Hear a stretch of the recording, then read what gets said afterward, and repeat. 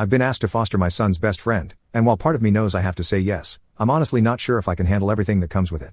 I have one son, Henry, aged 12. Henry is best friends with a boy named Archie, aged 14. It has always been clear that Archie comes from a troubled home. From what I can gather, and I do not have the full information, Archie's mum is an addict, and Archie has been on the at-risk register for a long while. Honestly, I don't know why it has taken them this long to decide he is being moved into foster care. Last Friday, I received a call from my son's school, saying they couldn't discuss it with me but asked if I would give them consent for my information to be passed on to Archie's social worker. I agreed, and not long after, I had a call from his social worker explaining that a section something or other was being put in place, which meant that Archie was going to be removed from his home and placed into foster care. I was told that the school had recommended me and asked to see if I could take him in basically. They said it would likely be long-term until he turns 18. I honestly didn't know what to say. I was in shock. I have been unofficially supporting Archie for a while now. I pick him up from his house and drop him off at school with my son. He spends a lot of weekends at my place. On days where he doesn't come to my place, I make sure to pack him something to eat when I pick him up because he told me that his school lunch is his only meal most days. I buy him soap and deodorant, and I even wash his clothes for him. But supporting however I can and taking him on fully is a big jump. I'm a single dad. I have a decent job, but I'm far from well off. I live in a small 2-bedroom house, meaning Henry and Archie would have to share a room, which they do now when Archie stays, but it's only for short bursts. Plus, there's the responsibility of taking on another human. I was told that they had a lack of foster carers in the local area, so if I didn't agree to take him, it is likely he would have to move counties and schools. I don't want that. I was already having Archie stay with me for the 2-week Christmas holiday, so I asked if I could think about it and give them a firm answer in the new year. They agreed. Archie has not yet been informed about any of this. I've tried to make this a normal Christmas for him, as much as possible. My heart is telling me, of course, you're going to take that little boy in, but my brain is worried about the responsibility and cost of taking on another mouth to feed, another boy to clothe. At the same time, I keep thinking about Archie's situation. He has already had such a rough start in life, and I know he needs stability and care more than anything else. I can't bear the thought of him being uprooted again, losing his school, his friends, and the small semblance of normality he has here. I keep asking myself if I can really give him what he needs, and I don't know if I have all the answers right now. I've always taught Henry the importance of kindness, and I see how much he cares about Archie too. Part of me feels that this might not just be me taking on more responsibility, it's also about giving him the chance to grow up with a sense of love and belonging. So, I suppose I'm left balancing what's practical with what feels right in my heart. And I'm leaning towards saying yes.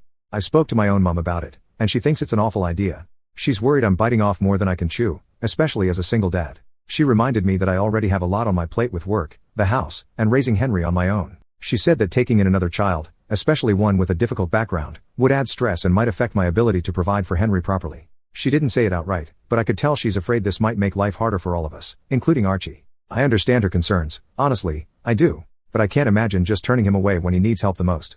I told her that I haven't made a final decision yet, but that I need to think about what's best for everyone involved, not just what's easiest. And I haven't even discussed any of this with Henry yet, which will be a huge factor in my final decision. This has been a huge rant, and if you've read it, thank you. I just needed to get this out somehow. Update, 5 days later, I just wanted to come on and give an update. I want to say a huge thank you for all the responses. I genuinely didn't expect to receive so many replies, especially to something that was just meant to be a rant to get my emotions out. When I was asked to take in Archie, at first I felt honored. Then I felt worried about everything.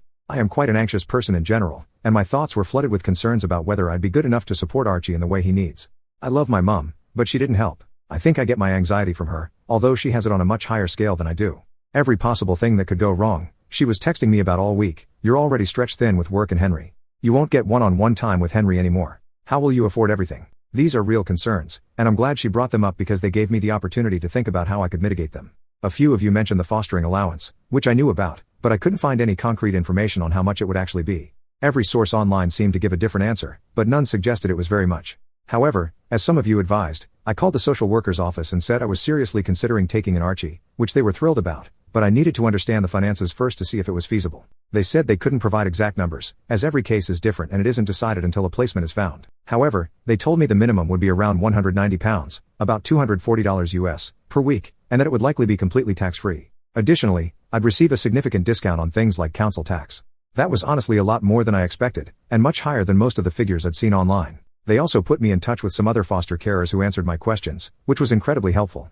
This week has been very busy. I worked out my finances, added the estimated fostering allowance, and calculated how much Archie would likely increase my expenses. It worked out that I'd actually have a surplus compared to my current situation. Many of the foster carers I spoke to don't work full-time, using the allowance to supplement their income. I'm not sure if I want to do that, but they mentioned it helps to work part-time since fostering involves a lot of work, meetings, reports, and other responsibilities. On top of that, I'd need to complete training during the first year to become fully qualified. I considered it, and with the additional allowance, I could move to a 0.6 contract, working 3 days per week, while still covering the costs of moving to a 3-bedroom house. While that would leave me with slightly less disposable income, it wouldn't be a significant reduction. I've spoken with my work, and they said they'd support me if I decided to do this, but I haven't made a final decision. I don't want it to seem like I'm taking advantage of Archie's allowance. After sorting out the finances, I needed to talk to Henry. This was honestly the most important part of my decision. If Henry said no, I'd struggle to go ahead with it. I took him out and explained the situation. I didn't go into the details of why Archie is going into care, as it's not my story to tell, even though Archie himself has been open about his rough home life. I discussed the potential challenges, less one-on-one time, less privacy, at least in the short term while we find a bigger house, and so on. Henry was incredibly supportive. He said that he and Archie actually had talked a lot about how they both wished Archie could come and live with us. I told him not to mention anything to Archie yet until I had the chance to speak with him, and he agreed. Yesterday, I arranged for social services to come over. Archie, his social worker, and me sat down to talk. They told Archie he was going to be placed in foster care. Archie cried a lot, I cried a lot, and he asked to see his mom, which the social worker said they'd arrange as soon as possible. In that moment, Archie didn't seem like a teenager, he seemed like a small child whose world was crumbling. Then they asked Archie if he'd want to stay with me. Although he was still distraught about being in care, he said he'd love to stay with me. We discussed what it would mean and how it would affect us.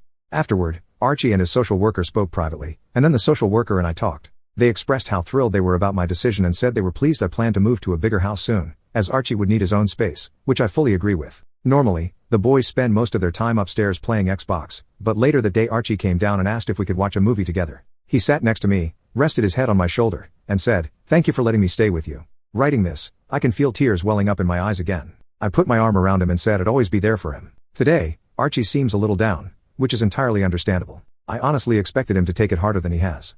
To cheer him up, we're going to see the new Lion King movie, even though I hate those live-action films, but this is for Archie, and then going out to eat, letting the boys choose where. I might return in a few months to give an update on how things are going. For now, I'm just hoping everything will be okay. I know the first few months will be the hardest. Thank you everyone.